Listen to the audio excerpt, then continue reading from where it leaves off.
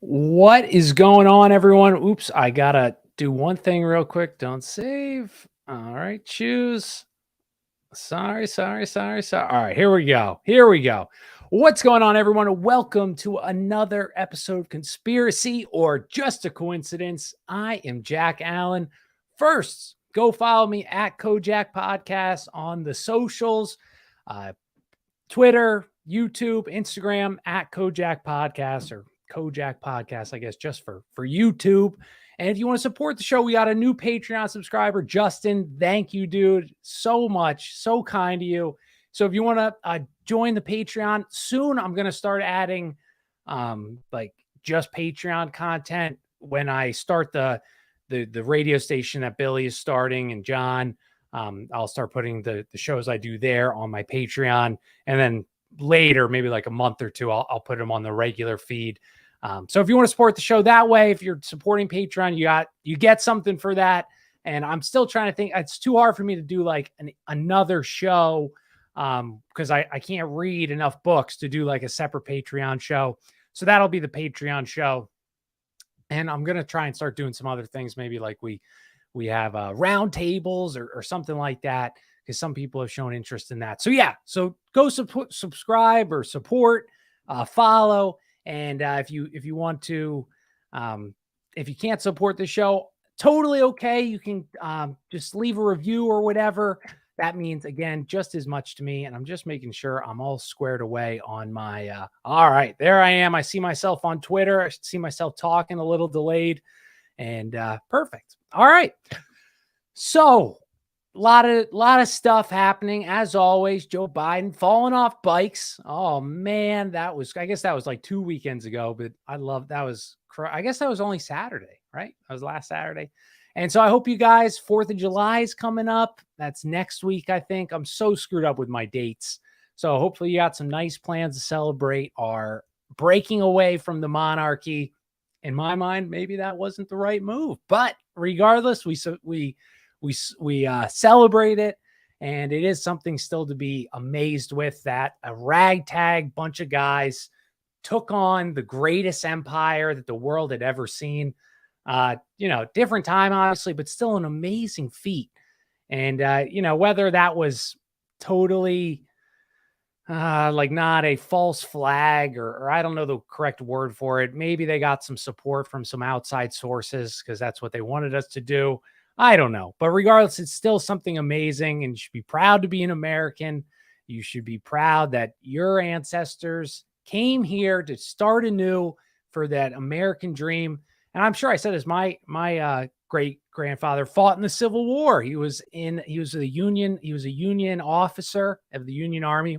Was on the wrong side, but that's all right. He was in the North, and my ancestors came here like 1750. So I don't know how long your family's been here, some longer than that, but you should be very proud that you made it here in the greatest empire the world's ever seen. Though it is slowly going down, or quickly going down the drain, still something to be proud of. So anyway, today's show is about Operation Phoenix. Now, I know a lot of conspiracy. I'm excited to start this show. I'm in the book. I'm like halfway done, and I'm getting into the crazy stuff now. This show kind of sets up the crazy stuff. So I know, like, conspiracy, we love the crazy. We love the fun. We love what I think Odd Man coined it, or he got it from somebody else, but conspiracy candy, that's our stuff, right? And Operation Phoenix is a huge part of that. But we gotta build the base, right? I knew nothing about Vietnam prior to doing this show, and now I'm learning so much. So we're not going to get into like the crazy stuff during this one yet, but you need to have the base to understand why the CIA felt this was necessary to do these tactics. And just for anybody that's real quick, Operation Phoenix was these strategies the CIA used to bring down the Viet Cong, the communists, that this battle that has been CIA's supposed arch nemesis when it started in the 47. They said nothing, everything was fair game. These guys are subhuman. You can do whatever you want to them. So Phoenix was that. And we have things that a lot of things spur out of Phoenix, like the serial killers. A lot of those guys were getting Phoenix type brainwashing or Phoenix type tactics to create chaos. And that was the real whole point of Phoenix, was to scare the population, scare the Viet Cong and the civilians into fear. Well, they will revert back to this infantile state. And that's when you can tell anybody whatever you want to do. So Phoenix really relates to our current time, because that's all they do. They scare us to try and bring us to this infantile state where many of our fellow countrymen, brothers and sisters, they are in that state where they are so scared of life itself, of the air, of their neighbor, of whatever, that you will then do pretty much whatever your authority figure tells you to do, because you revert back to this toddler, infantile stage. And that's why they want to be your parent. That's why they want to remove the parents again. So you scare, the only parent is the big daddy government. And that's what Phoenix is. Okay. So that's just a real quick overview. If you never heard of Operation Phoenix, it's very important. Like I said, MK Ultra was wrapped into Phoenix. They used a similar, it was all kind of looped under the same umbrella. And it is really ingenious what they created. I mean, we have to give credit. What's up, Sean? Thank you. I don't know. I'm delayed, so I don't know what I said that you agree with, but I'm glad you agree. But yeah, so you have to respect the CIA's ingenuity in torturing people and creating all this chaos. I mean, it was evil, but brilliant, So let's start, right? So I'm going to use the acronym. Ooh, two agreed. Brian, my man. What's up, buddy? So VCI, I'm going to keep using that acronym during the show. So VCI stands for Viet Cong Infrastructure. And I'll try to just say VC most times. And if you miss this, you join us late, I'll probably say it a few more times during the show. But if I don't say it, that's what I mean when I say that. Liv Allen's walking home and from the gym, and she keeps texting me. All right, she knows I'm doing the show, but she'll join the chat later maybe. All right, so yeah. So what's the first image you hear of when you think Viet Cong? Maybe it is nothing. Maybe like me, I had like this like image of like a farmer with like a grenade in his pocket. That's, if you listen to like the US government, that's what you think of the Viet Cong. You think of these evil communist people that will blow up anybody. They'll blow up a child if it means to win for communism. And it's a lot of similarities between how they describe all of our enemies, right? They use a women and children as shields. They're that evil. They're next to Satan. And if you take the other side of the coin, if maybe you're a communist, what's up, David, my man? If you are, left leaning, you would probably view the Viet Cong as like a patriots or freedom fighters who was driven by corrupt collaborators, by an oppressive foreign military. So again, we all have different ideas of what the Viet Cong is. And I try to approach this as neutral as possible. They're just as evil as the CIA, if not, I just as evil. I won't say more evil. They did horrible things. Slaughter women, pregnant women, let the fetus or the baby lay on the ground for shock value. That was another big thing about Phoenix. Operation Phoenix, the CIA, they didn't come up with it. As always, they're the rich kid. They're the private. I'm combining Ivy and private. They're the private school kids. These Ivy League millionaire kids who the rich millionaire dad said, I don't want my son working for my company. He's a freaking idiot. So you take him, government, and I'll use him as a private security force. That's who works for the CIA. So these guys, they're not creating. They're not the idea, man. A lot of Phoenix was stolen from the communist tactics that they were using on the civilians as well. So I found that interesting as well. Barbara, so nice of you to join us. So CIA Director William Colby, he defined to the Senate that the Viet Cong was about 75,000 Southerners who commies took in 1954 to the North for training and propaganda and subversion. And then these guys, they returned and reopened the networks. They left there in 1954. And over several years, they formed the National Liberation Front. It was the People's Revolutionary Party. And there's like a lot of local gangs that are like local communist groups. And that's who made up the Viet Cong. So a lot of the Viet Cong, these people, like I said, in 54, World War II just ended. I think we're getting into Korea if we're not already in Korea at this time. And they're building their networks, okay? And we're going to find out why they're building their networks in a second. And so then 1954, the Soviet Union, China, and the US, they split Vietnam among the 16th parallel. But so that's 54, but let's go back 100 years before that. So I never knew this I knew this kind of from reading Gladio and the heroin trade, but the French were the colonial masters of Vietnam for 300 years. And it was the French ruling that the strategy of the Viet Cong guerrilla warfare and political warfare and terror tactics took hold. They learned it to fight back against the French.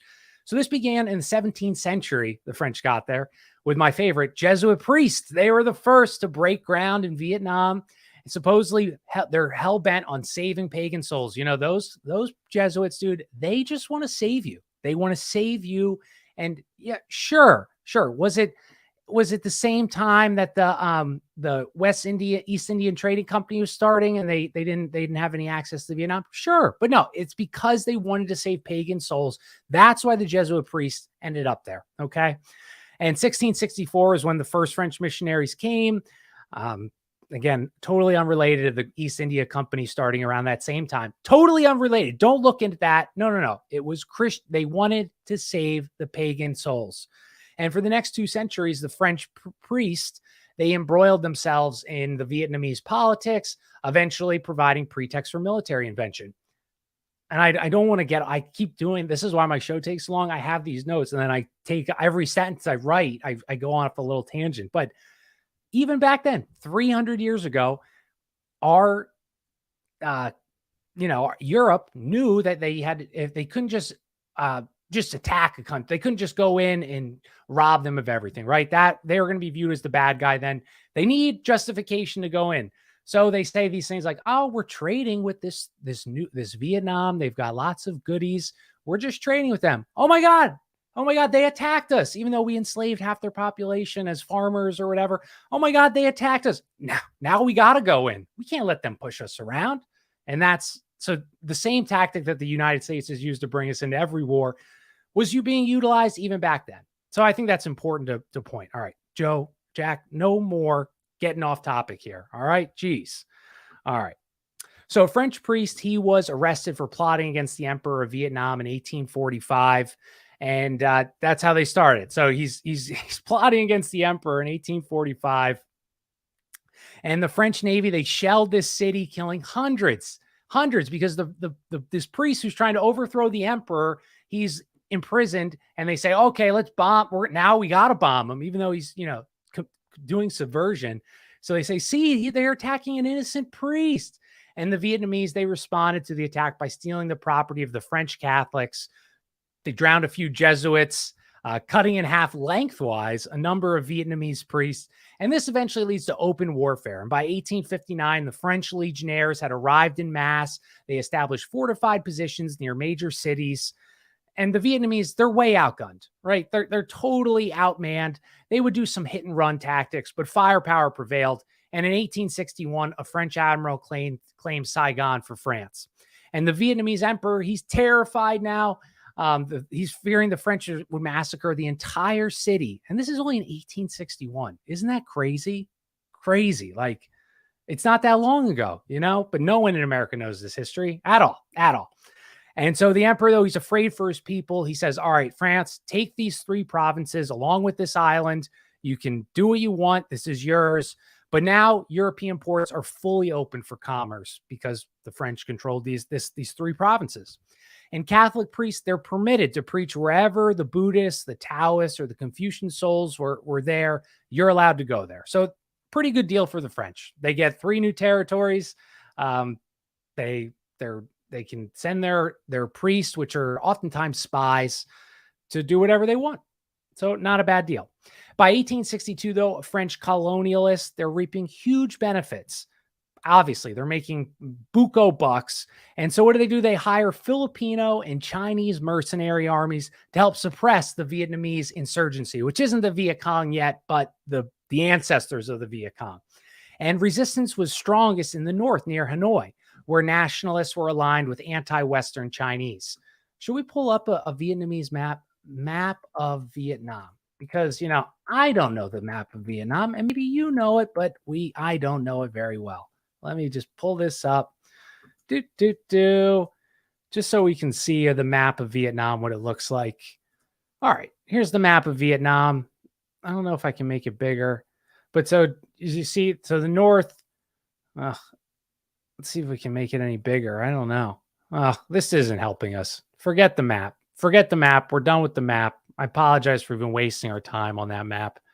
Should have had a plan better. But anyway, so Hanoi, that's the north. That's the strongest. And that's where the Viet Cong will have their strongest hold. That's where we divide the line. The north, probably because it's closer to China. It's more communist. And also these highlands, they provide a natural buffer for the French. They're entrenched in the southern third of Vietnam around Saigon. They're not really too interested in the north. They want the ocean access, the water access. By 1883, though, boundary lines were set up by the French using the French Freemason created weapon, the guillotine. Oh, my favorite, right? They rounded up as many Vietnamese nationalists as they could, and they put them to the guillotine. And just so if you didn't understand that, the guillotine, which was used in the French Revolution, a Freemasonic revolution, well, the guillotine was created by a Freemasonic doctor. So it's only ironic that, I find it very ironic that a lot of like anarchists and people, libertarians, they'll make shirts or jokes like eat the rich or whatever they say with the guillotine, probably not knowing that the guillotine, again, it wasn't the symbol of the triumph of the regular people over the rich. It was a trick. It was a toy invented by, again, the Freemasons, who are Canaanites, who wanted to see as much gruesome blood as possible. And also continuing with the French Freemasonry tradition, they looted and plundered the whole imperial city. And it was described by many as an orgy of killing and looting, which I found that interesting because, as we talked about the French Revolution with the Freemasons, they were doing, it was beyond a revolution. It was almost as violent as the Bolshevik Revolution, where blood was in the streets. People were in cemeteries digging up bodies, doing what you can imagine a large group of people would do with bodies. So it was beyond a revolution. There was something more sinister behind it. And that a lot of these similar things popped up in Vietnam when the French were, putting their iron fist on them. Pressy says, Rome comes in at the perfect time. I love it. They always seem to, Pressy. They're always there. They totally by accident, the Rome's, the Jesuits and the Vatican, they're always, just right around the edges of chaos and turmoil. They didn't have anything to do with it, though. And then so they disbanded the emperors, the council, and replaced it with French advisors, Vietnamese Catholics, all collaborating, corruption. You get a position of power in the French control Vietnam if you're friendly to the French and if you're willing to sell your fellow man up the river, And the Vietnamese army was commanded by French officers and Vietnamese officers who had actually went to the French military academy. And I found that, I keep getting off gosh darn topic, but I have to. So you guys ever see the movie The French Connection? I don't know if anyone in the chat has. It's an old movie, Gene Hackman, and The French Connection. It's a drug dealer. He's French, obviously, as the story title alludes. And it's a true story. It was the largest heroin bust ever in the United States at the time. I forget how much it was. Small time compared to today's numbers. But I always want, when I saw this, I was, many of you know, I was a drug addict for many years. And so obviously I love stories about drugs. And I remember thinking when I watched it, I was like, the French, why? This was only in the 1970s or 60s when the story came out. Why is France the big baller? And I didn't realize this. And then when we did Gladio, about how the CIA sold drugs to fund the CIA, they were using this French mafia and Carrezan mafia. And I was thinking, and the Italian mafia was utilizing the Carrezan mafia because they had experience. What's up, Peanut? They had experience manufacturing heroin. So again, I'm thinking, why is the French got so much gosh darn heroin? And it's because they were in Vietnam for the past 300 years, the golden triangle of opium. Before we switched it and moved it to Afghanistan, this was where you got the poppies. It was in Vietnam. It was in China. It was in this golden triangle of areas, Korea. But yeah, so I found that. So I just thought that was interesting. So that's why the French connection, that's how he got all that heroin, was because of gosh darn Vietnam and the connections that France had. But the emperor, he's a lackey of France. Back to Phoenix, they set up like safe zones in Vietnam. So where the French merchants and clergy, they would sleep there. That's where they lived with their families. And the legionnaires would be placed on the perimeter. And legionnaires, just so you got, are foreign French troops. So you don't have to technically be a man from France to be a French legionnaire. You could be an African on the French legionnaire. Placed on these peace zones. And so then they would just push the perimeter, trying to spread the safe zones further and further. And then also in the safe zones, like any Christian Catholic nation would, they set up some brothels, some opium dens, some gambling casinos, all owned by the French. I'm sure it didn't limit. The French were the only ones that could go there. I'm sure they took anybody's money. And even in the 1880s, no legal protections existed for the nationalists, accused nationalists who would end up being tortured in a dungeon. And isn't that interesting? We talked all about this again on Gladio, how they label leaders as communists, but they're not communists, they're nationalists. And that is the biggest fear of the CIA, of our United States government, of our parasitic elite. They're not afraid if you are a communist. They don't mind communism. They rock with communism. They're still at the top.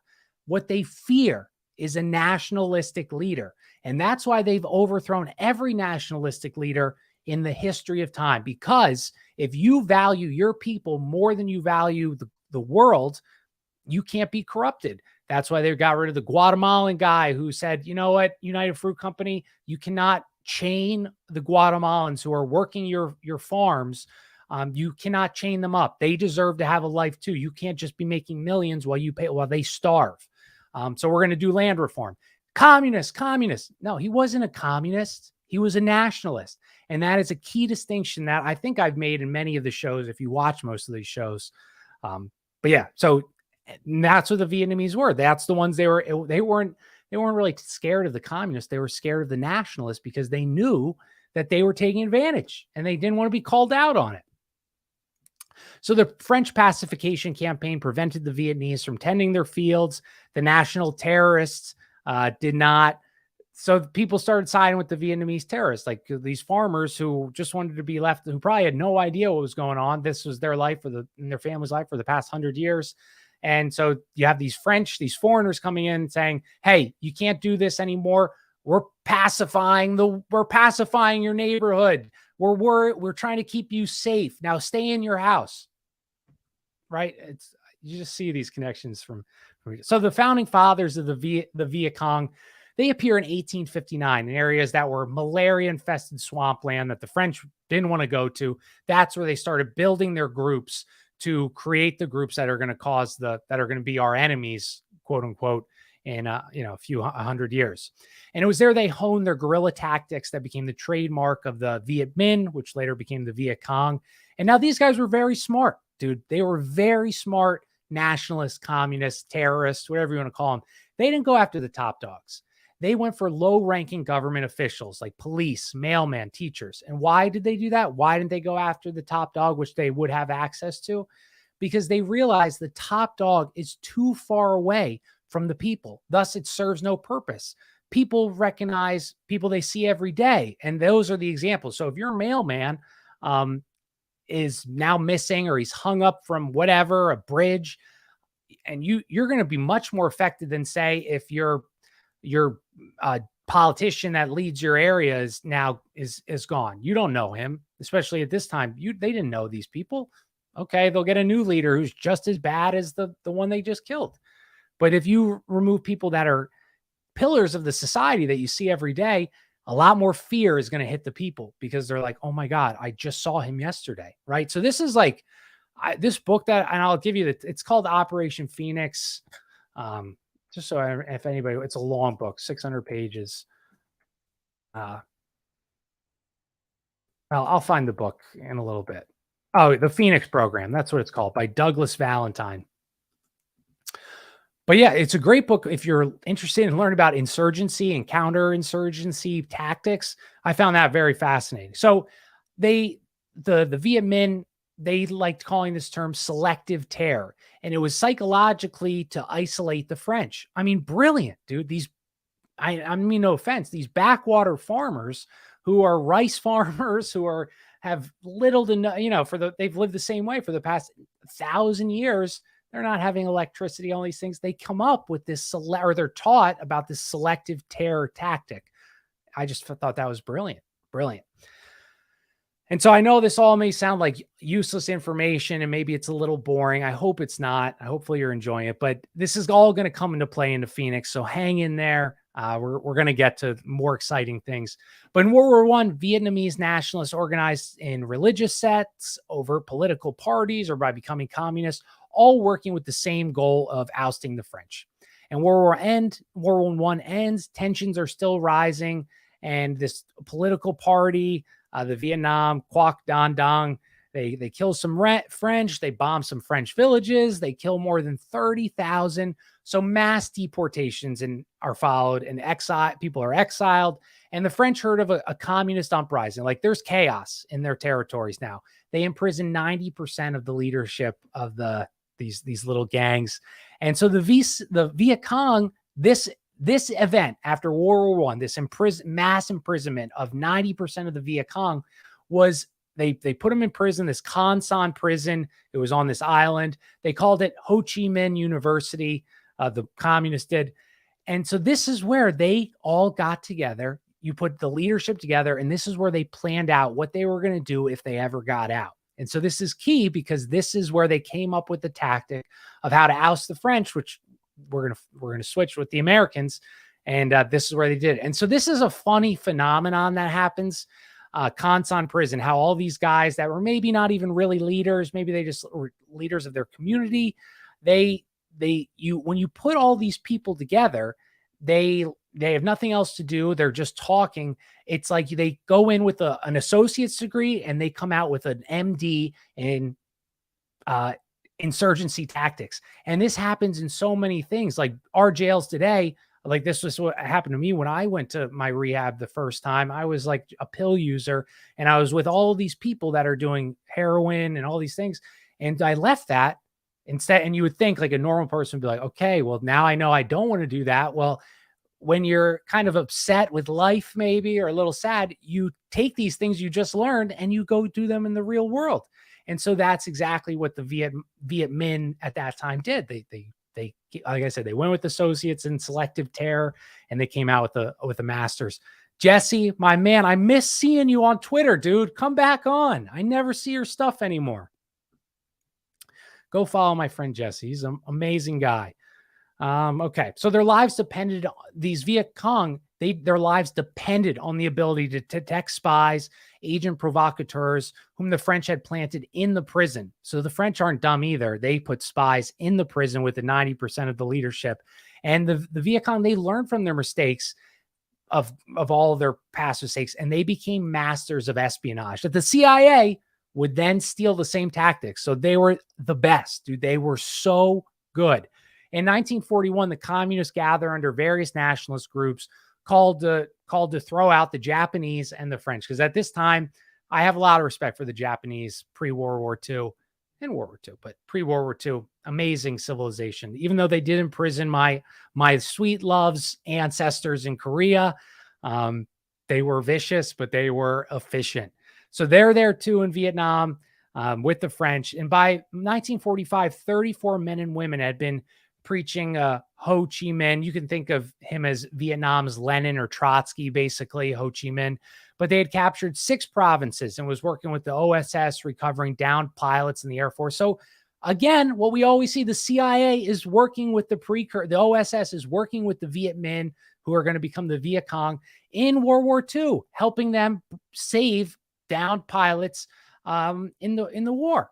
And so I say this laughing and smiling, because we see the CIA work with the Nazis, their supposed enemies, after the war as well. So people aren't evil. It's made up. That's why I'm still on this belief that war, It's WWE, because if you hated somebody, if these were your enemies, you would not be working with them under any reason, any reason. But Ho Chi Minh, he declares Vietnam an independent country in 1945, and the OSS is split. They are exploring helping Ho Chi Minh with his revolution, while other Americans were backing the French. Basically, whoever's going to give you the most profits, that's who our government likes to back. And so all support of the OSS. Eventually, though, a U.S. Army officer, he trades a pouch of opium for Ho Chi Minh's dossier and all his like secret communications, and he uncovers all these links to Moscow. That's how Ho Chi Minh and the Viet Cong in 1940s were surviving, was through the Soviets. So once this gets put out in the mainstream or widely accessible to the regular people, the OSS gone. Their support for Ho Chi Minh is out the window. And Alan Dulles, the year is 1945. He knows who the next enemy is going to be. It's the Soviets. And so stay with me here. So the big three powers, they divide Vietnam along the 16th parallel. Chinese forces, Chiang Kai-shek, who was big in the opium trade. The CIA supported him. He was a non-communist Chinese. They had control of the North. They drove out the Japanese. The French returned to Hanoi, driving out the Viet Minh, which is the precursor to the Viet Cong, and displaced Chiang's forces, got Shanghai in exchange. So it's just some chaos. People Brian says, surprised they didn't back them both for a while. I'm sure they did, Brian. Like we always learn. I guarantee you they were adding, some weapons on both sides, some surplus for cash, because they never turned down making a buck. These people are the scum of the earth. The CIA.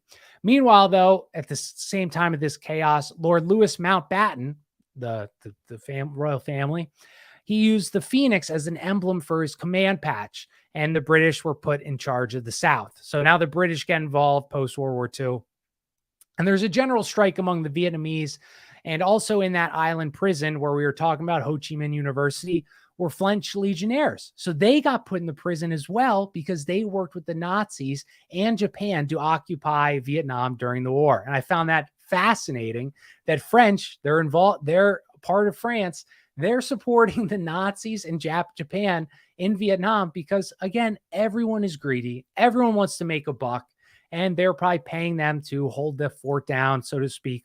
So they get imprisoned by the British in that horrible jail.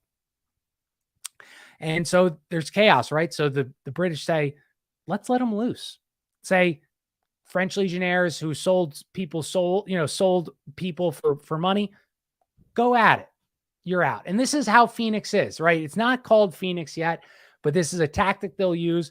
Criminals that nobody wants, they say, here, go have fun. You're not going to get in any trouble. Do whatever you want.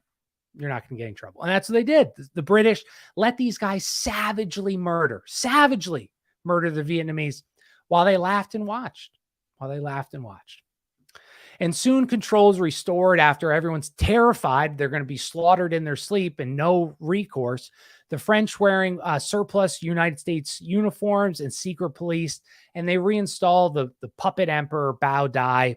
And by 1946, the Viet Minh were at war with France again, and it's more of the same. Real firepower versus guerrilla tactics and genocide in Africa, Sean says. Yeah, dude, the same things, right? Same moves. So they end up killing 6,000 Vietnamese. Ho Chi Minh, he slips underground while the American officials observe the chaos, just sitting back.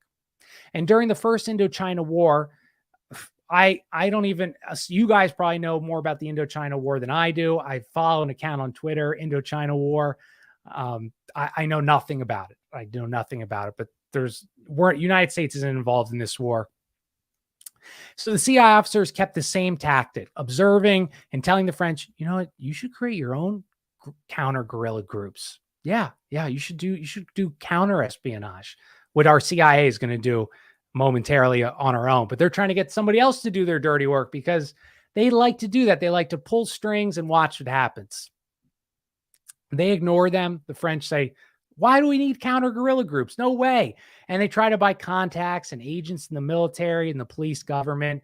And the guerrilla groups of the Viet Minh, they monitored, harassed the French units, the outposts, setting up booby traps. And I'm like thinking like these these rice farmers in booby traps. Dude, it was probably like Home Alone. Like you're just walking down a path, you step on something, you fall in, there's sticks with spikes on the other end that impale you.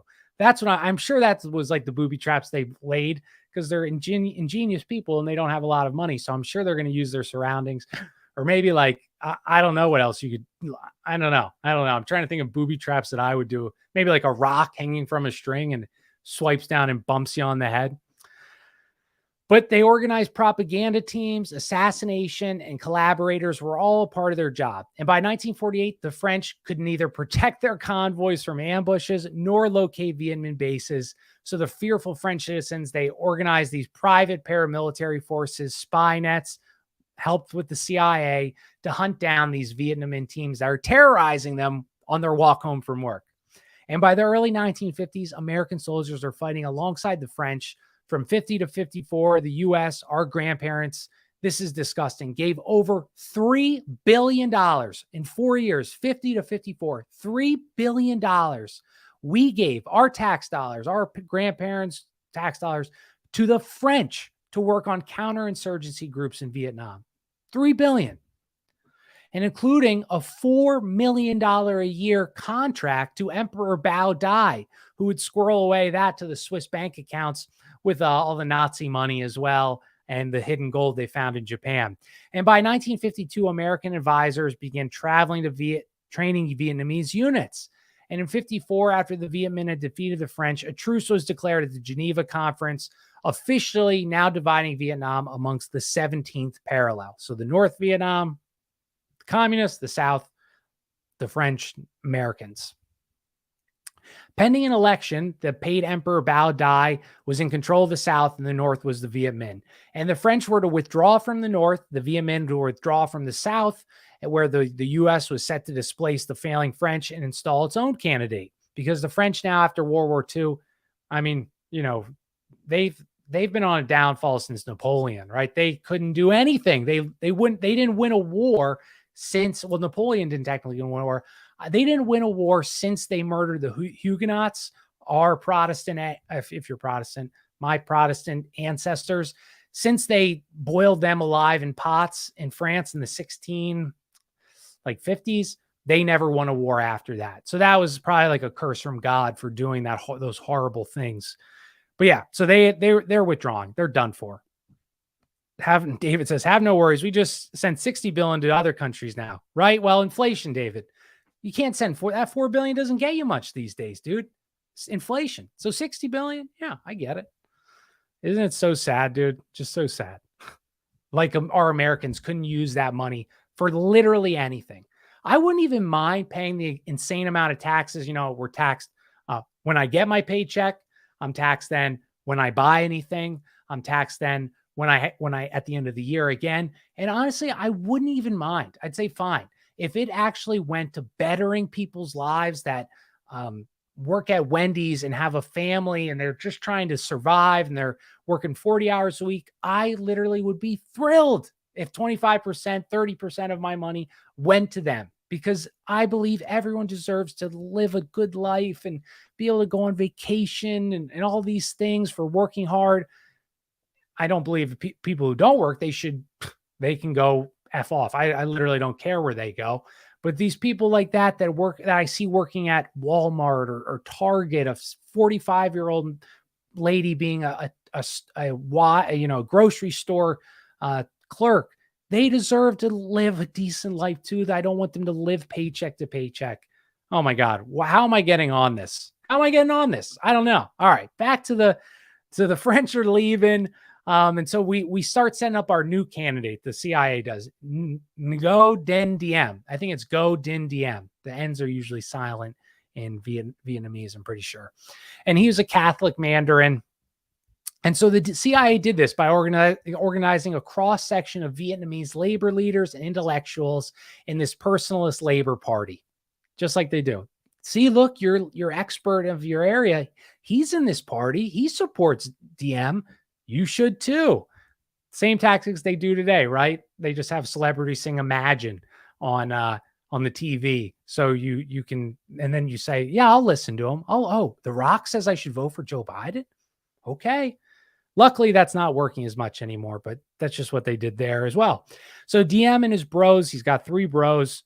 They control tens of thousands of the party members through a maze of cells in the military, police, security, government, private enterprise. And it was through this political party, it was called the Can Lao, the Labor Party, that the CIA could control Vietnam because they controlled the top peoples of this political party. It was an umbrella, it encompassed the rest of the people. This is how the CIA controls Vietnam without overtly controlling it. So as opposed to the French, who just imperialized, colonized Vietnam, they ruled with an iron fist. The CIA and Americans, they learned it's better not to do this. It's better to just control the political system, to control the leaders. And that way you can truly manipulate and you can say, no, we didn't make that decision. DM did. I didn't tell him to slaughter those protesters because of the corruption he's doing. No. Yeah. Do we provide military? Well, we're trying to support a democracy. We're trying to spread democracy. You know the tactics. You get the tactics. Thank you. What industry, old school social engineering. Exactly, Sean. Exactly. Dude, these people can't think of new ideas. They do the same thing. I'm glad you found a bunch of weenies. You're damn right, Peanut. Damn right. So the CIA is smart, and how do they get away with what the French could not? Well, DM was an anti-French nationalist. So interesting that he hated the French, but allowed the Americans. So it let the Americans, like I just said, say, see, look, we are helping form true democracy. They want us here. They want us here. The French, they were imprisoning these poor people. They were using them as slave labor. Not us. No, not us. We're bringing democracy. Democracy. Wow. And so they got these lucrative contracts were gained by the CIA and friends, Vietnamese citizens. So all this money that used to go to the French is now going to CIA and their buddies and their daddies who have, $1 million, billion-dollar companies. And so some of the French remained, and they formed this Vietnamese mafia and united, conspiring against the U.S. and DM brothers. And this web of intrigue, you got the CIA, you have the mafias, you have drugs, you have corrupt politicians. And this is in 1954. And so stepping on the scene, now we're going to start getting a little bit of Phoenix, is a man that I've mentioned many times, Colonel Edward Lansdale. And Lansdale is an interesting character. So he's a Dulles favorite. Lansdale defeated this mafia, this united sect front, by killing or buying off its leaders. And he then began to build a Vietnam infused with American values and dollars. That's the best kind, baby. If you want a country that's going to be successful, we're not trying to steal your natural resources. No, we're infusing it with American values. You got it all wrong. Yeah, you guys are living, on pennies a day. That's the infusion of American values. You're welcome. You're so welcome. We'll do it again too. We'll do it again. Anytime. He built this foundation that was laid by the Viet Minh, who he deemed heroic a few years earlier, who now became his enemy. So the CIA, Lansdale was this evil man, and he applauded the Viet Minh years prior when they were fighting the French, until that it was his turn to take over, and then he hated them. So a common CI thing. So Ed, he's a big guy. All right. He came off this huge win in the Philippines where he managed a successful anti-communist counterinsurgency there. And so this is where he pulled a lot of Phoenix from, was from this counterterrorism. So he would assassinate government officials. He got the nickname Ugly American when he was over there. And he brought this bag of tricks that he used in the Philippines, and his loyal Filipino soldiers. And this was the quote about them. This is how vicious this Lansdale guy, I guess, he didn't actually probably do the killing. He just had poor third world, desperate people do it. But the quote about his soldiers, his mercenaries, these anti-communist Filipinos, was a CIA official said they would slit their own grandmother's throat for $1.50. And that's how vicious these people were. And that was Lansdale's team. He was as brilliant as he was evil. He brags in his biography. And that's another point, everybody. If you have time and maybe you want to do the show, you want to come on the show, please read an autobiography of these CIA people, of Rockefeller, or these power, or Klaus Schwab, or they write what they're going to do. They tell you what they want to do, but because they know we are so stupid and we don't read anything, we're never going to read it. They openly tell you. And I'm sure Lansdale's book, you and I, we could read through the lines when he says, "Oh, I went there to spread freedom and democracy." We know what that means. So I would be very insightful. So if anybody ever has some time to kill, they want to read a biography, come on the show and explain it to us, because I would love to hear it. But he brags in his, so this was a Phoenix move here. Okay, this was interesting. So in his biography, he brags about how in the Philippines there was this old wives' tale about vampires, or songs. So he wanted he wanted the troops, his troops, to get a village to move out of where they were staying and hunt communists in the hills next to their little village. But the local politicians there, the leaders of the village, they're afraid that the communist guerrillas would swoop down on the village and slaughter them like they did to many villages before. So Lansdale, he says, how do I get them going? How do I get them going? So he says, there's this tale of vampires.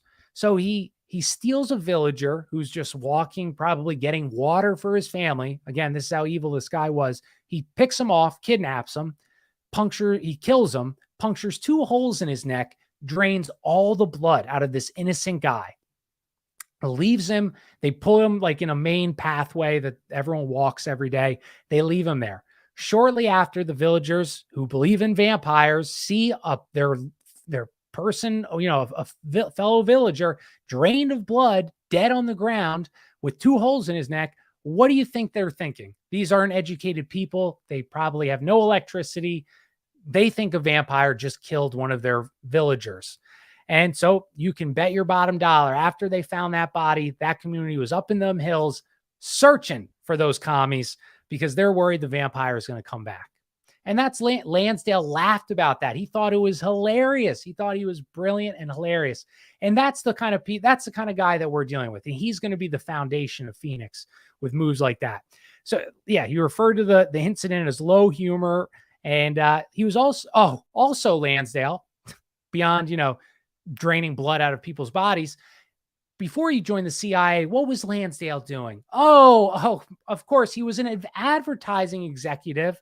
And he worked on Madison Avenue as he used his marketing abilities to create a Boy Scout squeaky clean image of himself to hide his perverse and disgusting behaviors. That's right. Screw Lansdale. Screw all these people. Alan Dulles is up there too.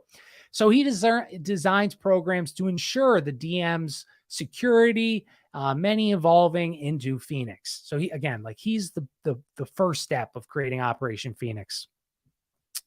And so this process began in 1954, posed as an Air Force attaché. They got the job to resettle 1 million Catholic refugees from North Vietnam. And he used this exodus to mount operations against the North Vietnamese. He brings his Filipino freedom fighters, these vicious guys who would slit their own grandmother's throat for $1.50, to train and pose as refugees relief organizations. So the CIA, they create front groups. They were using their own the civil air transport, a CIA-owned airline, to help infiltrate these refugees that they're forcing to move. And he puts his freedom fighter companies to pose as a relief organization. Oh, they're not there to train them. No, they're there to bring them food. They're there to bring them towels and to give them water. And the American Red Cross, that was why that was started. We used the American Red Cross in the Bolshevik Revolution to help overthrow the Tsar. And so again, the first Red Cross mission, everybody, that went to the Soviet Union in 1922, somewhere around there, right after the Bolshevik Revolution. 35, they got a few million from the government and tax dollars and donations from Rockefeller and these power families. So 35 people go. They're there to provide medical aid. They're there to provide food and shelter and resources. So who do you think goes? Do you think they send a boatload of doctors and nurses of those 35 people? 2 people. were doctors. The rest, the 33 others that went over there to help the poor people who just overthrew the mean oppressive czar, 32 of them were lawyers and industrialists. What does that mean? That means they were spies sent there to try and get lucrative contracts for the industrialists back home. And so Lansdale just uses the same tactic there. And he activates stay behind nets. He sabotages power plants, spread false rumors of commie bloodbaths and all of these, how violent and horrible they are, and to scare the people into fearing them. He creates stories how the Viet Minh would disembowel pregnant Catholic women. They would castrate priests. They would stick bamboo slivers in the ears of children so they could not hear the word of God. You see what this is doing? Again, this isn't Phoenix yet, but you see they're creating lies to scare the people into this infantile state where they have no other option but to ask Daddy Government or Mr. Lansdale or CIA, what do we do? Can you protect us? That's what they're doing. They're running an Operation Phoenix on us constantly. They want you afraid to walk the streets. They want you afraid to hug your family member. They want you afraid to be in a room with people. Because when you're afraid, when you are truly afraid, like many Americans are, it brings us back to this infantile stage. But yeah, so the Viet Minh, the Viet Cong, they're putting bamboo in the kids' ears so they can't hear the word of God. That's how evil they are. And maybe they did that, but just the fact that I'm sure they did disembowel pregnant women and things like that. But Lansdale's not using it because he's actually concerned with the people. And all of this was his drive of support for DM and his bros. And so and in 1979, all these lies that Lansdale said about the communists, they came out as false. So they were lies. So this black propaganda program, that's what it's called. It's created by this Luke Long. But anyway, he's trained by the CIA. He reports directly to the CIA, or this group does. They're available for terrorist plots against political opponents. Another program was going after Viet Minh behind agents, like secret cells that were conducting propaganda. So Lansdale makes another Operation Brotherhood. It's a paramedical team based off special forces. So they build dispensaries and hospitals that, do you think they're really there for the hospitals? No, they're there for cover to do covert counter-terror operations. And they build a construction company that provided housing for 500 hardcore Filipino anti-communists who, while building roads and hospitals and medicines, were assassinating Viet Cong and Viet Minh agents. So again, how much of our stuff in America, you probably hear conspiracy people say, oh, that's a CIA front, or how the mafia used money, like a pizza shop as a front. Well, that's the CIA's move. They learned it from the CIA. They were taught by the CIA. Probably many times it was funded by the CIA, because they don't need to report anything. They don't need to tell us jack shit. They're not required to tell you how many people they have employed. They're not required to tell you how much money they spend. They have no oversight. So they already created an airline. They created banks. They created construction companies and hospitals. So who's to say they don't control a social media company? Who's to say they're not behind Facebook? And I know many of us joke about that. Regular people would laugh. Well, I would say, you laugh. They created a bank in the 70s and 80s, banks in the foreign banks. They created foreign militaries. They created airlines. So you draw the line that they created a multi-billion-dollar corporations. Or Twitter. It's lost money every single year except for one quarter. It sounds like a good CIA op to me, because if you're running a business, you wouldn't stay in business for 15 years unless there was another purpose. Wes, my boy, my man, thank you for joining. I hope I don't let you down, Wes. We're doing more historical today. We'll get into the crazy stuff probably next show, but there's some interesting. We're talking about Edward Lansdale. I'm sure Wes knows about Lansdale. So this, we did that. And so then they were using resettled Catholic refugees that lands and trained, and Lansdale, he created like this civil action program. It's an organization funded by the CIA. The goals: induce enemy to defect, organize rural people into self-defense forces, insulate villages from Viet Cong influence, create political cadres who would sell DM. Not Viet men represented national aspirations, provide cover. And they always gave these poor Vietnamese people that were brainwashed, they would give them these cool, like black ninja outfits and black pajamas, they would call them. And they would go into the villages to dig latrines, roofs, give medicines, and then they would disperse propaganda that was given to them by Lansdale. So again, hey, we're going to help you build a bathroom. Do you have a minute to listen about our Lord and Savior, Edward Lansdale, and the CIA, and how amazing democracy is? Do you have a minute to let me tell you about why the communists are bad while I dig this bathroom hole for you? That's what they did. In exchange for the people to inform on the Viet Minh, which became the Viet Cong, and vote DM in the 1956 elections, that was the goal. Oh, you want a new roof? Well, I could definitely give you a new roof. Who are you voting for in this election? If you vote for DM, I can definitely see about getting you that roof. And imagine you get forced from your little cottage, your backwater village.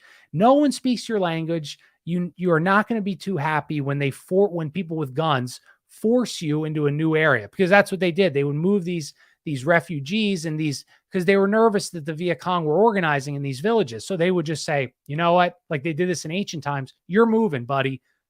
You're moving to a new village. So they would pick people up that didn't even speak the same dialect of Vietnamese, put them in a new neighborhood, a new village. This is your new home.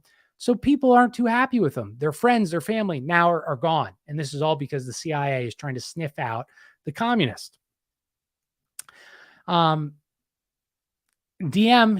the president that we were placing there, that we're getting to do a fair election, we're not backing this guy or anything. But DM, he gets worried the CIA is sneaking tons of agents into his territory. So even though he's a puppet, these puppets, they get a little power hungry because they have all this power and cash. So DM, he forms a new government. He banishes French troops, appoints one of his guys as director, and he thinks this guy's an honest guy. Yuan Ngoc Lee is director of the National Police. He's a longtime CIA asset. So DM, you can't beat the CIA. If you're working with the CIA, buddy, you got to know that. That's like step one. If you are getting funded by the CIA, you can't oust them. They will kill you. They will kill you.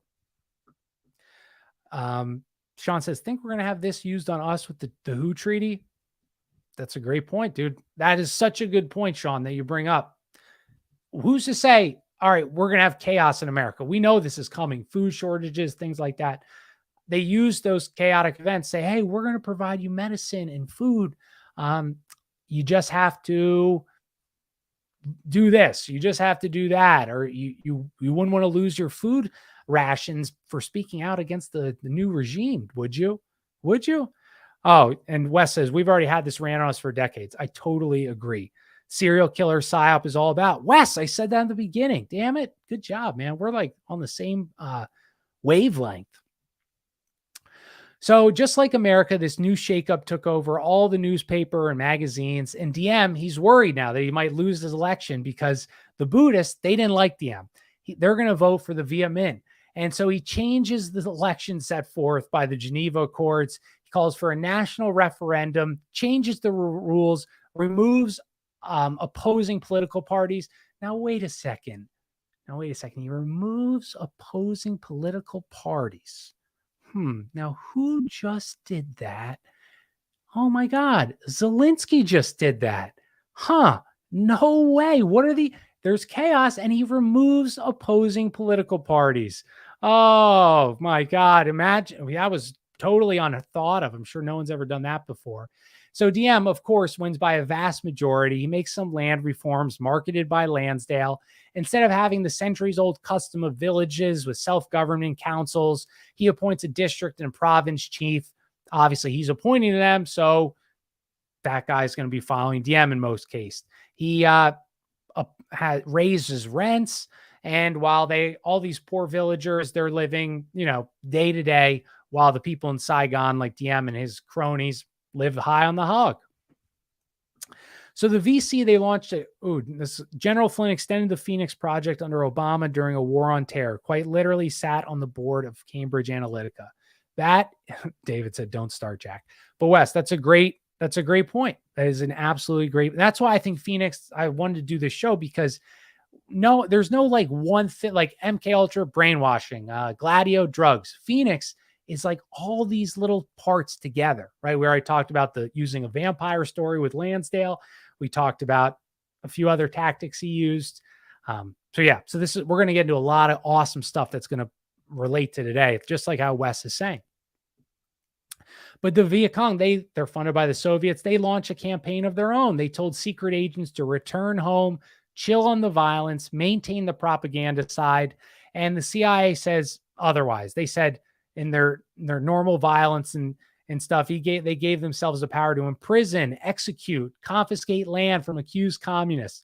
There is no rules for the CIA.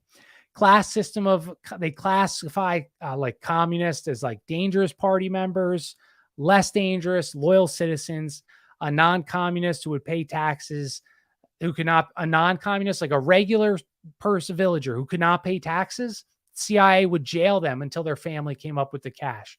What does that tell you? Is that a caring big brother scenario, jailing people who can't pay taxes?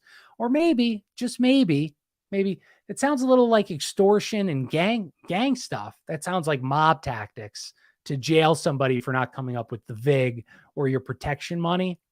Well, that's what the CIA did. So to regular people, not even the communists. The communists fared worse, though, than those people. They had portable guillotines they carried around, dragged from village to village on active and inactive Viet Minh alike. They suspected you, they chopped your head off. By 1956, 14,000 people were arrested without evidence, without trial, even visiting a rebel district. 20,000 by his year's end, they imprisoned. God knows how many they killed. This is all CIA funded and supported. These are poor villagers who probably can't even read, and they killed 20,000 of them. Wes says QAnon's basically a repolished revamp of Phoenix Project and Mind Wars combined. Aquino stuff. I totally agree, dude. Look, Wes, you're blowing Sean's mind. I think this is the first time I've seen Sean in the chat. So Sean, Wes is a wealth of knowledge, as is David as well. But anyway, okay. All right, come on. We got a lot. We're getting closer. So we still got a little bit yet. But Diem, he persecutes the Viet Minh. He alienates much of his rural population in the process. So the 1954, the American belief was to expand the American way, bring these American values abroad. So Michigan State University, they offered to provide the government of Vietnam with technical assistance, public information, administration, finance, economics, police, security assistance. Now, why would Michigan State University do that? Why would they do that? That's so nice of them, right? Oh my God, so kind, so kind.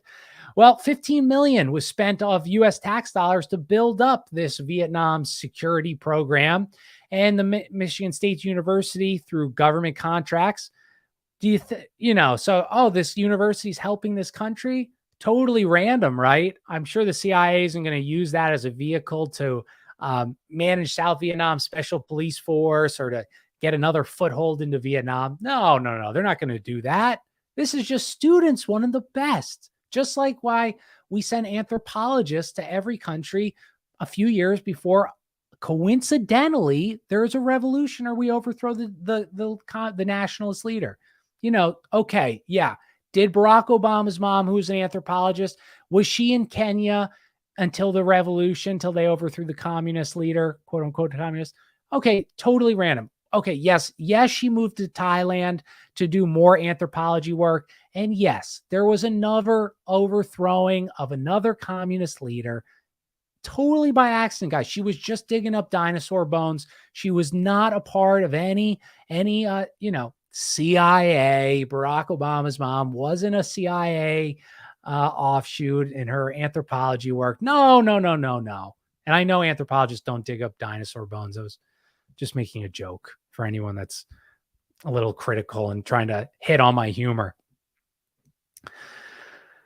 So they reorganized DM's internal security. They replaced cops with recruits that were being trained by the CIA.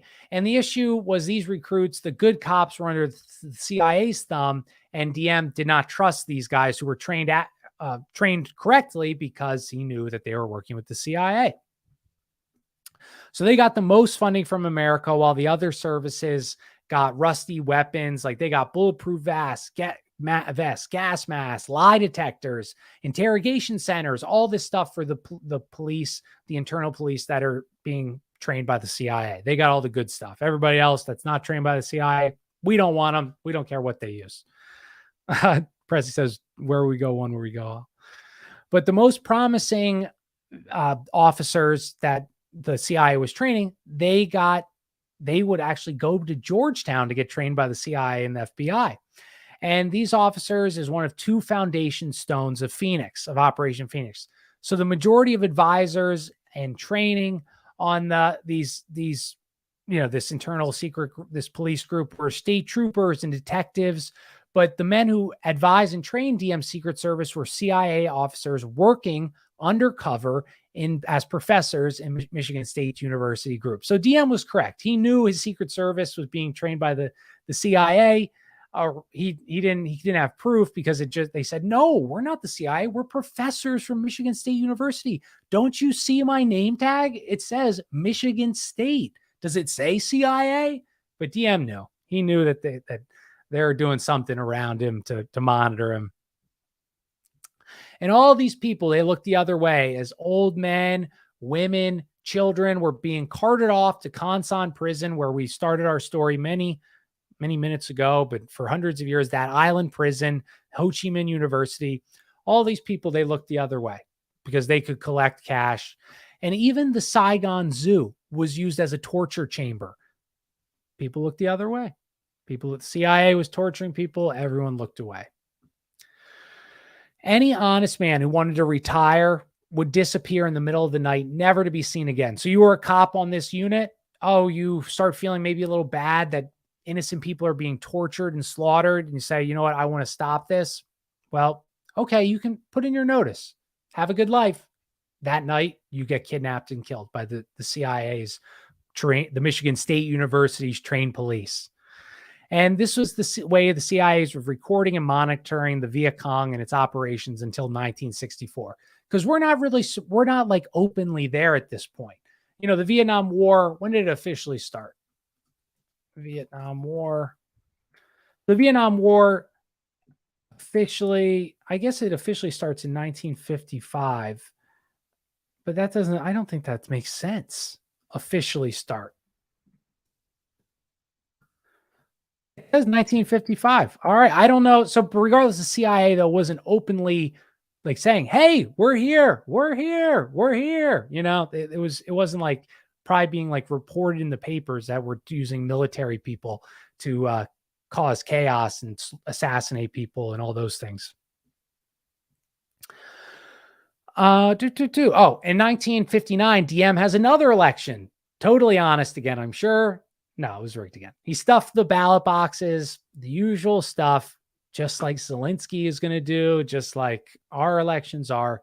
And no one would question. If you said, yo, I think DM is stuffing I think his boys are stuffing, I think he's cheating. Well, you would torture and beaten. If you said, hey, this isn't a fair, I wanted American values. They said, this is American values. Now get in the torture cell. So this alienated 80% of the population to now supporting the Viet Cong because they're not if you ask a question, the Viet Cong wasn't disappearing you in the middle of the night. So the village chiefs chosen by Diem were terrified, and they did exactly as they were told. Diem's forces terrorized the people way more than the Viet Cong did. The Viet Cong was smart. In 1959, remember they said no more violence, make the government do the violence so they look evil while we look kind. Brilliant tactic. And at the same time, Diem passes a new law where anyone accused of sabotage, death or life imprisonment. 50,000 political prisoners were arrested, pushing more Vietnamese to the Viet Cong, welcoming the nationalist Vietnamese with open arms into their villages. Because at this time, you had the Viet Minh, the nationalists, and you had the Viet Cong. Well, the Viet Minh, they weren't communists, but now the enemy of my enemy is my friend. So they hated the Americans and the CIA and DM. So they joined the Viet Cong. West says the Phoenix Project is responsible for at least 28,000 deaths of men, women, and children.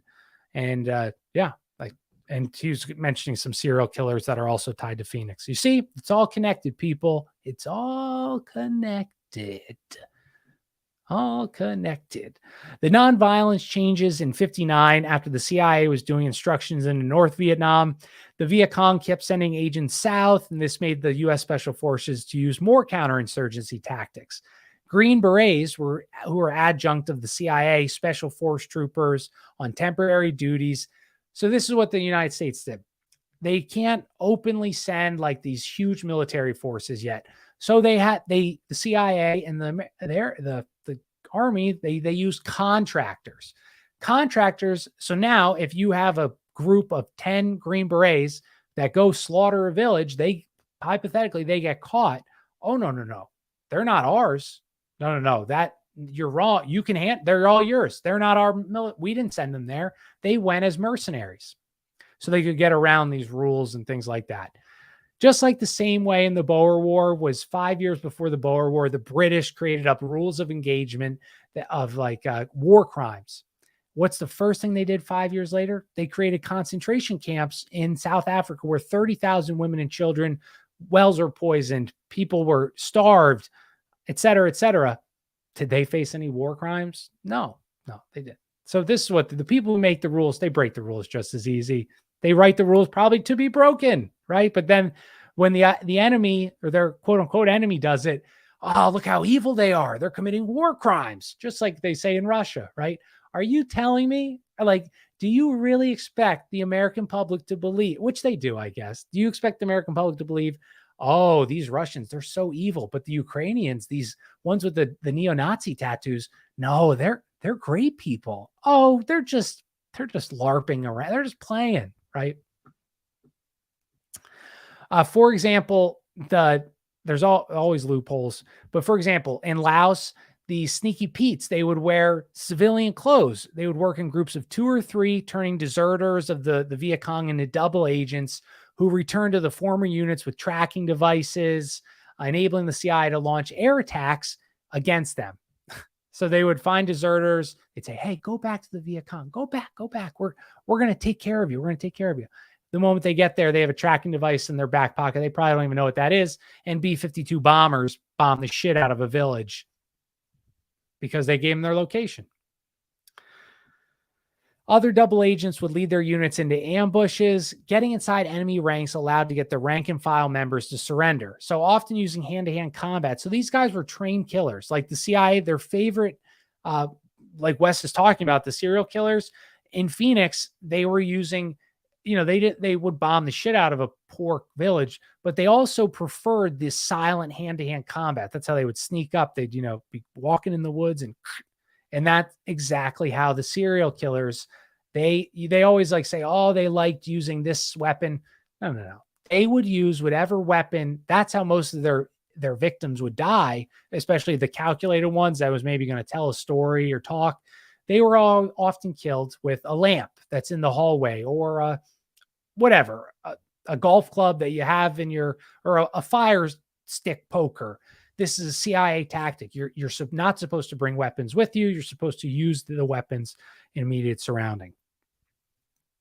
So that's the CIA was using a lot of these tactics with the precursor to Phoenix in Vietnam. So as you can see, this is not just going to lead to violent warfare, but psychological warfare. And this was, again, there was psychological warfare before Vietnam, but this is where we perfected it, or the CIA perfected it. By the spring of 1959, CIA deputy was William Colby. The same William Colby, same one. This is so important. I know this doesn't really relate to Phoenix, but William Colby, he was talked about a lot in the Franklin scandal. John DeCamp, who wrote this book, a book that I did a show on, few shows on. There's 2, Nick Bryant, John DeCamp, and John DeCamp is buddies with William Colby. So you can see why I now doubt almost 90% of what John DeCamp wrote in that book about the Franklin scandal, because he's working with William Colby. William Colby is the investigator when the prosecutor of the Franklin scandal, who the Friday before this weekend, he said, I've got evidence that will bring this whole thing down. He flies home with his son on a puddle jumper from the All-Star baseball game, and he's blown up out of the sky. William Colby is the one that analyzes that crime scene and says, oh, it looks like I can't make a decision if it was engine failure or got blown up out of the sky, even though parts were lined up for like a mile, which would indicate it didn't just crash out. It blew up in the sky and fell. Okay. Oh, and so yeah, so that was he was just William Colby. He's a Princeton graduate, a liberal lawyer, a quote unquote devout Catholic. I believe he became a Knight of Malta as well. He managed the paramilitary operations against the Viet Cong, oversaw deep cover cases like officers like Air America, the fake airline that the CIA created. That was under Colby's tutelage. Colby instructed his agents to funnel money to all political parties. Now, why would he do that? Now, why would the CIA fund rival political parties besides the one that they're supporting with DM? Oh, no, they would never support two sides to get them to fight more, would they? Why would they do that?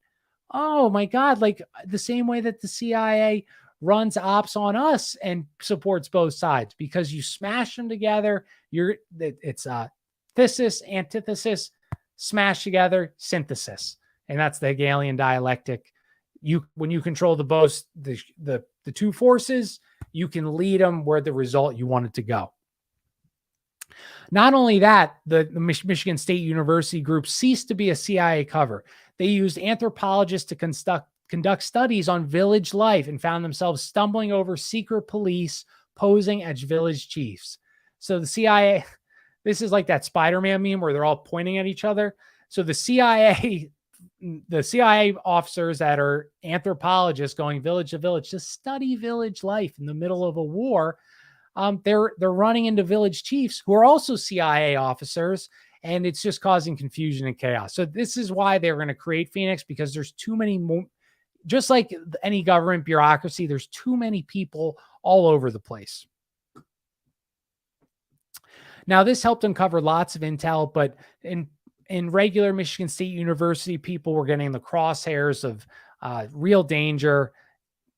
It was just, yeah. But so the Michigan State University, the CIA, they get out the CIA officers out of their group, and the CIA says, fine, no worries. We'll create a new fake organization to hide our CIA people in. And just as I just said before, anthropology is, I started working on a book, and I will finish it eventually, but the CIA, this is insane. And we'll stop at 1 hour and 45 no matter what. So 30 more minutes, but I need to tell this story. So I'm still working on this book. I believe it's called Anthropology and the CIA. That's not what it's called. I don't know what it's called. But anyway, what they would do is, so you're a high school kid. You're about to go to college. University of Hawaii, Obama's alma mater, or whatever, another CIA school. They offer you a scholarship. They say, hey, you're going to study anthropology. Awesome. We're going to fund your whole schooling. We're going to give you a stipend. All you have to do is give us 2 years for every year we pay for when you graduate. And what does that mean? Well, most people, it doesn't say in the contract, you will be working on counterinsurgency spying. It doesn't say that. It just says you will be working for the United States government after you graduate. And most people studying anthropology, I don't think they expect to make $1 million careers. This is a huge win for them, right? They sign up for it. So they go to school as an anthropologist. The whole time, there's like a few versions of this program. Some of the versions, they're communicating with a guy, like their fellow students or advisors could be CIA officers or CIA affiliated. They have no idea. They graduate and they get sent into war zones to be a quote unquote anthropologist. But that's not what they're doing. They're used as a cover so they can say, no, he's really studying how your village acts. That's what he went to school for. But no, it's just a CIA op. And dude, they have so many programs like this at universities. It's like terrifying. I think about now, like all these big schools, like Hawaii, I said, Occidental College, another Obama school, like, the Ivy Leagues, obviously, Michigan State, big state schools, Penn State. These schools, they have CIA assets in the school as students, and they don't even know that they're an asset probably. And if you try to back out of this deal, that's what the book was about, that too. Like a guy, he didn't know what it was entailing. Like he didn't know he was going to have to go to a war zone. He says, well, I can't, I don't want to do this. Can I just pay back the money I owe you? And the CIA says, no, you can't. And they said, okay, you can. You have to pay all $120,000 back within 2 years. And this guy says, well, I can't afford that. Can I pay it back on a 4-year plan, please? CIA says, nope, you either do that or we're taking your house. We'll garnish your wages. We'll lock you up. And that's what they do. That's what they do. What's up, Artemis? Here to shit on commies. I don't think we're doing too much shitting on them yet. I think we've given them a few compliments, actually, that they created all the tactics the CIA used for Phoenix. But we'll get there, though, Artemis. Do not worry.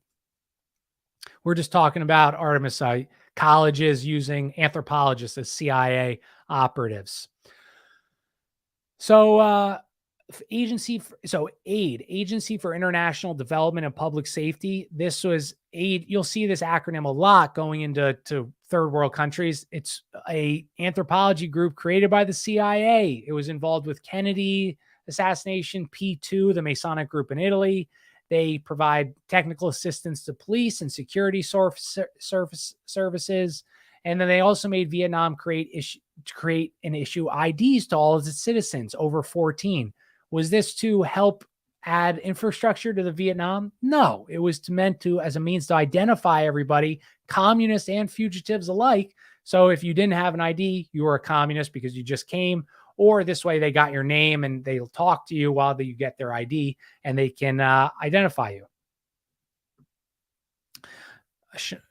Critical race theory is a Project Phoenix, right? No effing way. I'm sorry, Sean. I don't know if you're talking to me or to Wes, but if you say the ones who started inner drug trafficking guerrillas, absolutely, Artemis, absolutely. But so the CIA gets the anthropologists say, you guys need ID cards. Come on, American values. Get a social security number for Pete's sake. So the VCI, the Viet Cong, they kept infiltrating these groups, the police organizations. So the CIA tries a new tactic. Capture commies, make them build wells, roads, move the Vietnamese to these new locations away from the commies, and not allow Viet Cong or associates anywhere near them. So yet again, the CIA is stupid because no one wants to be forced to move from their ancestral home. You effing idiots.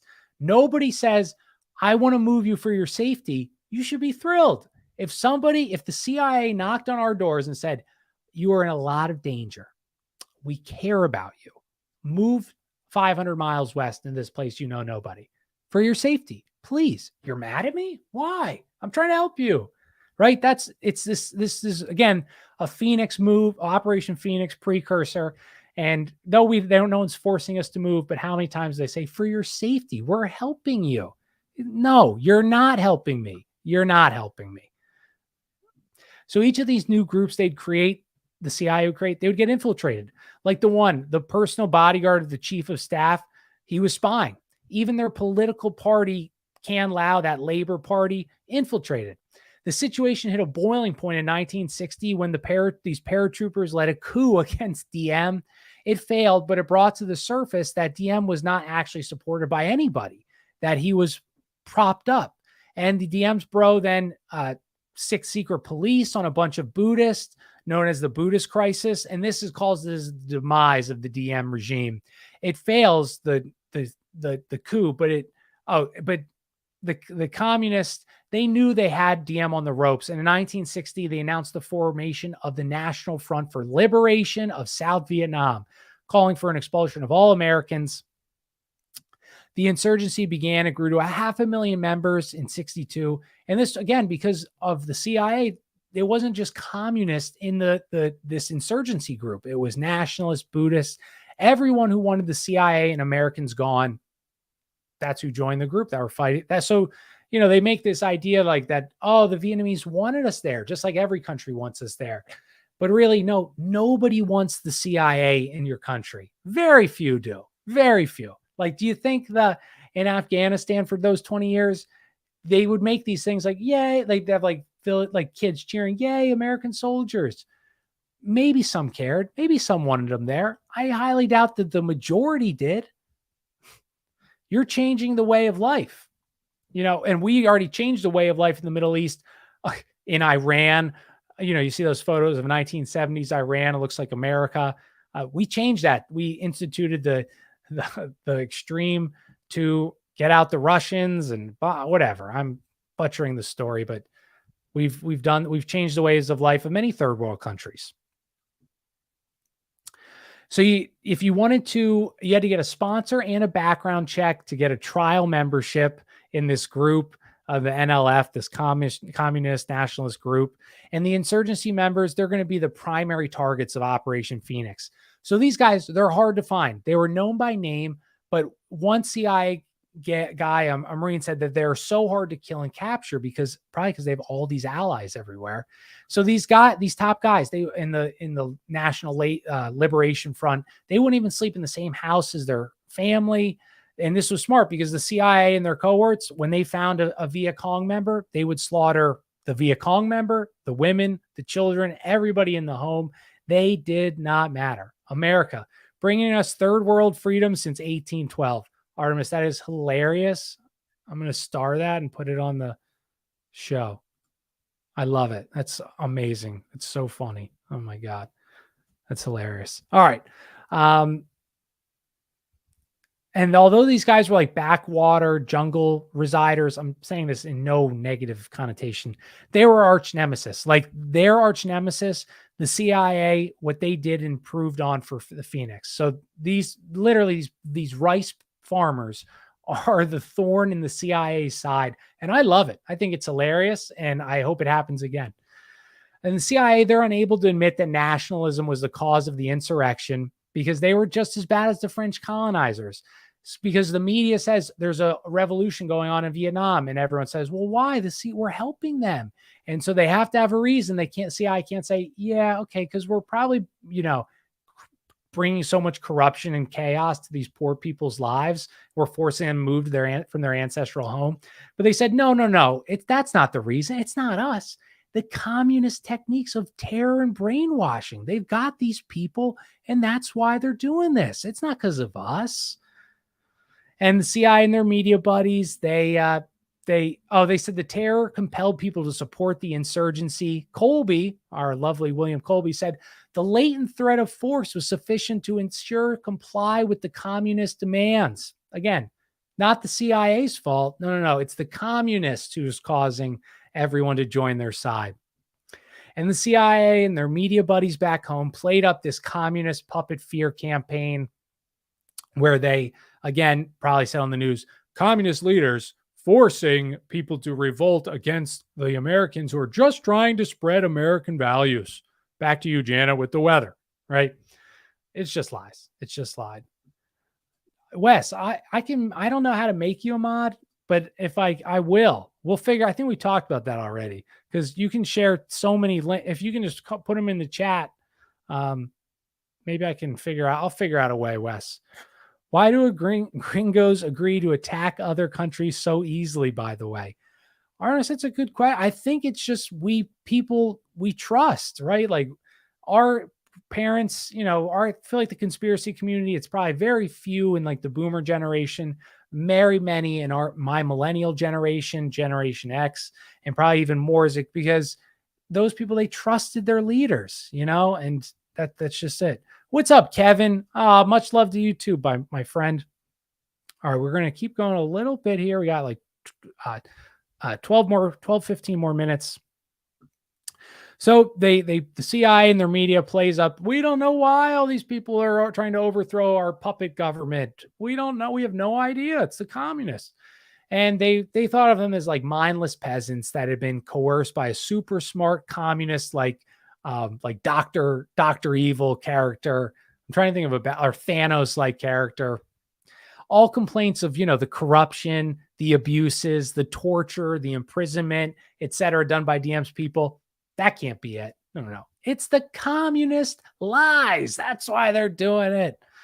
But the Viet Cong using the selective terror model is a double-edged sword, because the CIA said, well, we respect your heart. We like your tactics. We like the dedication, but let us try a little bit. And guess what? We have unlimited funding and technology. So here you reap what you sow, right? So Diem authorized the CIA to create the CIO, the Central Intelligence Organization, and that is the true beginning of Phoenix. It coordinates the police and the military intelligence, managing intel operations. It was like the nerve center. So the CIA focused on the North, while Diem focused on his political and domestic opponents in the South. So if this is the year, we're getting to 1961, and the Cold War is heating up. Khrushchev says he's going to bury the West. Kennedy forms the National Security Council, special group to manage counterinsurgency. And in 61, a terror squad decapitates a Catholic chief of a province. So these commies, they're evil, dude. They're very evil. David says Thanos wasn't the bad guy. You know, dude, I hear you. I always make the joke Voldemort wasn't the bad guy. But Wes says, I totally will. I got close to 100 MK patents to share and drop related articles like Whitey Bulger being MK Ultra as a kid, or Charles Manson via Jonestown. Oh, yeah, absolutely, dude. I love it. Artemis says, I wonder why. Yeah, exactly. We don't know why these poor peasants are revolting. We've just tried to give them American democracy. They want it. They love it. They love democracy. Kennedy, infuriated, rushed legions of special forces to South Vietnam. Then CIA war experts, psychological warfare experts from Cuba, Africa, Greece, Korea, Philippines, all converged on Vietnam. So now we're like, we see the commies, they're bringing back the violence. The CIA says, oh, goody. Yes, we're going to get into some crazy stuff. And so by the end of 62, 12,000 U.S. soldiers were flying helicopters, dropping napalm on communist villages, spraying Agent Orange behind the lines of missions, and even doing Diem's dirty work on political adversaries. It's open warfare now for the CIA. They love this. They love it. If they can test out new torturous technology on third world country, they're there, dude. They're first in line. They'll camp out for years if there's a chance that they can go into like a backwater place and just drop biological warfare chemicals on them. The CIA, they get hard on that. They love it. They love it. All right. We're almost that. We'll do this last chapter here. And next episode, I promise it'll be even more exciting. But I hope you guys have enjoyed it so far. I've had fun talking with the normal crew here. Covert action. So the dynamics of political warfare both revolved around these armed propaganda teams. So the Viet Cong, they would go to villages at dusk, provide entertainment, do a little song and dance for the villagers, which I find so adorable. But they would introduce themselves, give them propaganda on the corruption in Diem's government. This is why you are, living barely able to survive because of them. For example, one of their skits they would do, and this is legit, the Viet Cong would run these skits. They would do a skit on how an American soldier is raping Vietnamese girls. Then they would have a self-criticism session. Isn't that just like our commies Antifa today, a self-criticism session? They learned it from somewhere. They learned it from the same tactics that the communists have been using for a long time. They would recruit people into cells, guerrilla units, informant nets. And this procedure would happen a few times. If a village resisted, that's when the terror came into play. So the Viet Cong, they came all nice. They're your friend. They're doing a little play, American raping a girl. That's what the soldiers do. Then they come back and they say, you ready to join our group? And if you say no, that's when they would say, a spy has been discovered in this village if no one would join. And they would put on people's court. And I just really want to stress this. Isn't that amazing? The communists, the Viet Cong, had a people's court.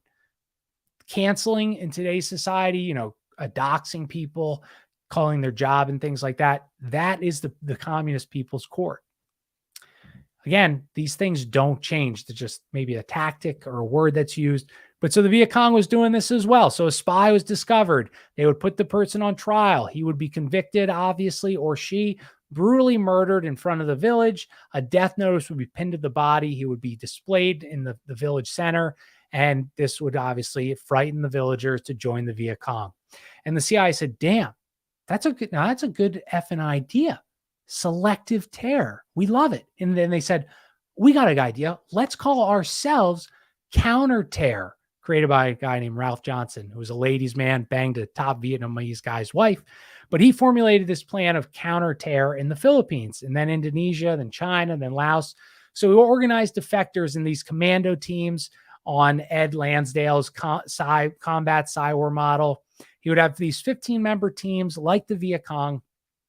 They were armed propagandists. They would go village to village to denounce communism. They were, say, I was a communist and this is what they did. And they would give pro-democracy, American value speeches. They would, while they were doing that, though, they were making a map of the village of people, if possible, returning with more defectors and left informers in the village to spy. And they would also kill a Viet Cong person if they found one in the village, stick his head on a pole as they left. So the CIA and the Viet Cong are exactly synonymous. They're doing the same tactics to these same poor farmers. Did they use these good Catholic Vietnamese for teams? Is that who they armed? The armed propaganda teams they were saying to village? Were they good Christian Vietnamese people that just love democracy? No, they were not. They found the most vicious, aggressive thugs you could find. And this was the counter-terror teams of Phoenix. And this is how we're getting set up into place. So they literally would find the criminals that could not be controlled, that no one wanted to watch in Vietnam. That's who joined the armed propaganda teams for our team, for the CIA's team. And they had around 3,500 of these counter-terror team members. And because working with the CIA, they had to hide their families and friends. So it's a nice way to also make sure your workers never leave you, because not all these guys were sick criminals, right? But this is a great way to make sure your employees never quit, because you're relying on the CIA to protect your family. So you ain't leaving, buddy. You want to go get a new job? Good luck. They have your family. They have your family. So when they'd come up with a large enemy troop camp, they'd call in the killer teams, the psychos, black unmarked helicopters flown by the CIA to do the dirty, dirty work of napalming, Agent Oranging the village. And the CIA, they loved their counterterror so much, they even used it on politicians or leaders who weren't bending the knee to the CIA and their new regime. And they also created, I love these terms, political action teams, political action. And they would spread propaganda through the many villages and to destroy enemy infrastructure. The issue was the CIA needed the loyalty like the communists had among the people. So they focused on the defectors. That's who they wanted. So then they would send these defectors into the villages to say these horrible things that happened to them because of the communists. And the CIA also recognized here the power of slogans in this time. This is amazing connection to now too. So they think these village farmers, they say, wow, they really resonate with like these rhyming slogans. And doesn't that translate to our time now? It's hilarious. Liv and I were just singing, no justice, no peace, F the police. These catchy slogans, they're used as a form, they were used in Phoenix, and it's like a form of brainwashing to get you thinking a certain way, right? And so they use this in the Philippines, in Phoenix, or in Vietnam, in Phoenix. This is what they were doing. They would create slogans. The Viet Cong were doing it, and we were doing it. Lansdale even used Christianity to wrap the DM dictatorship and sell it as democracy, like Christ wants DM to be in power. Now, what does that sound like to you guys? It sounds like Trump to me. It sounds like the exact same, the Operation Phoenix that they used to create this almost like biblical character out of DM, who is a horrible, corrupt, torturous sicko, but he's wrapped in the cloth of Christianity. This is what they did with Trump. I mean, how many pictures have we seen of Trump with Jesus and things like that?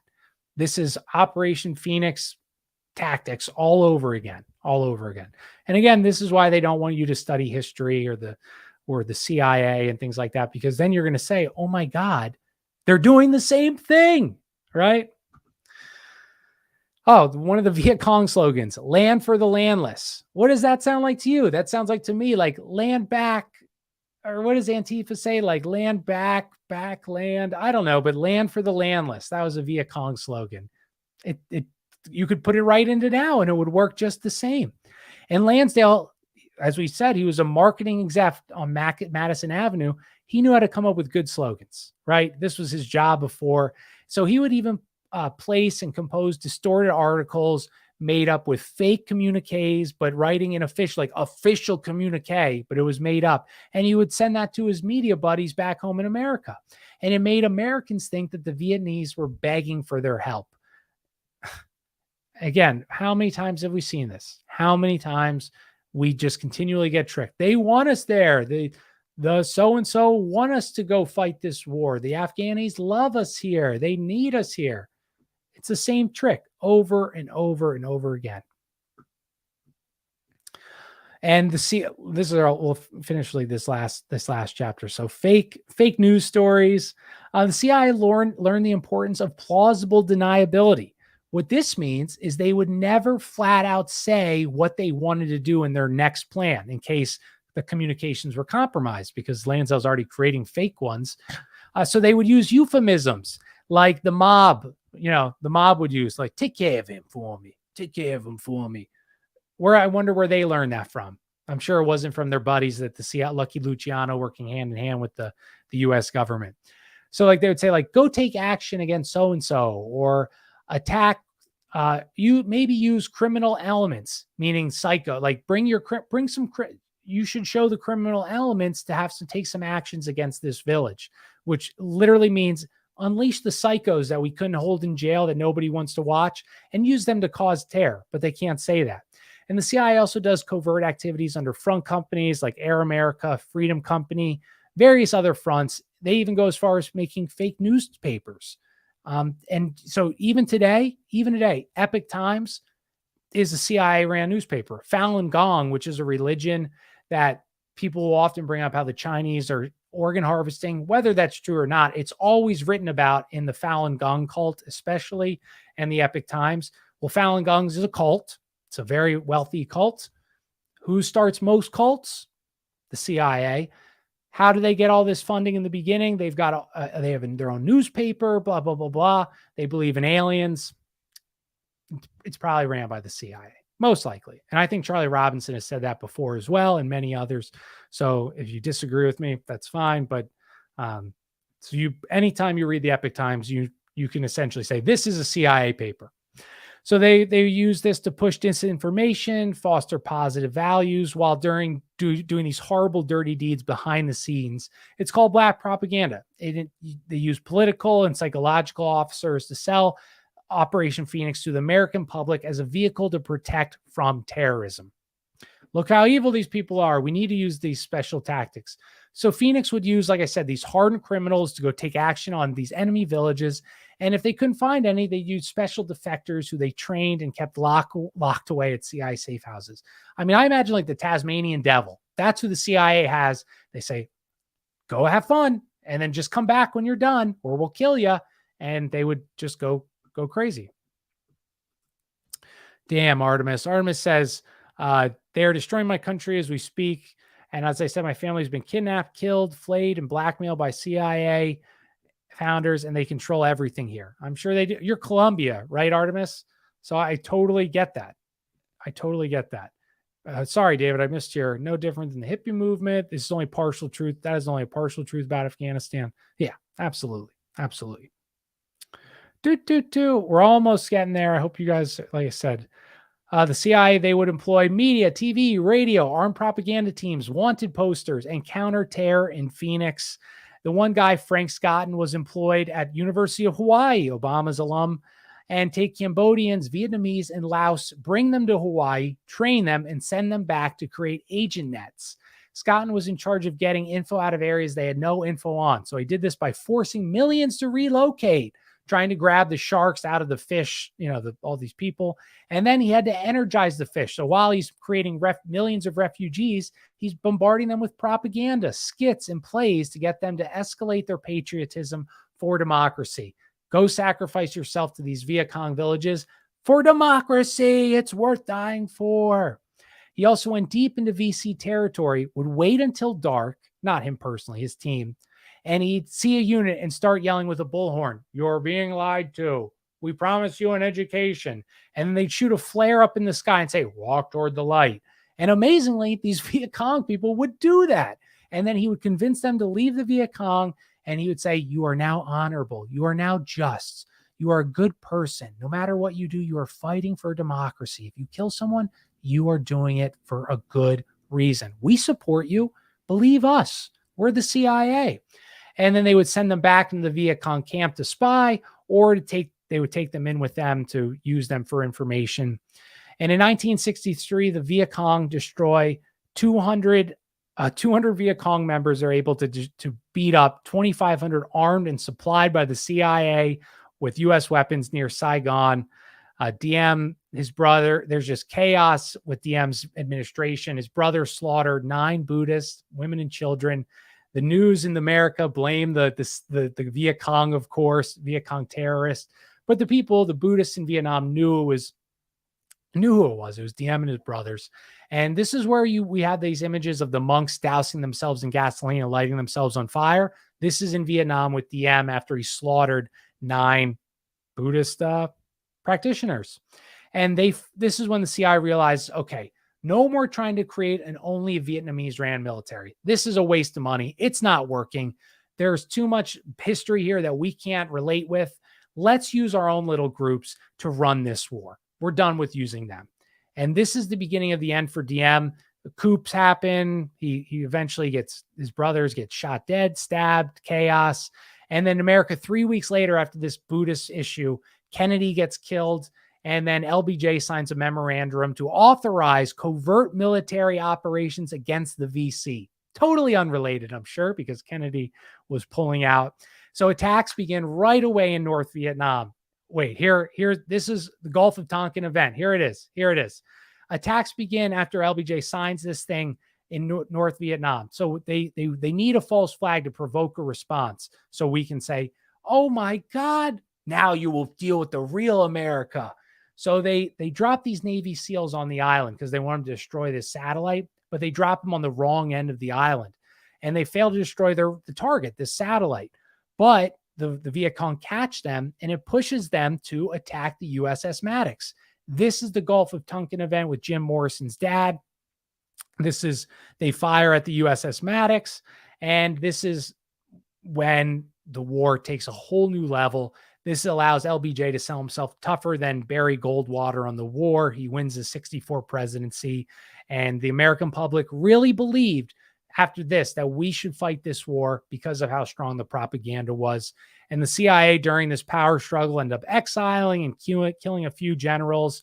And eventually they put up like 3 military generals as the leaders.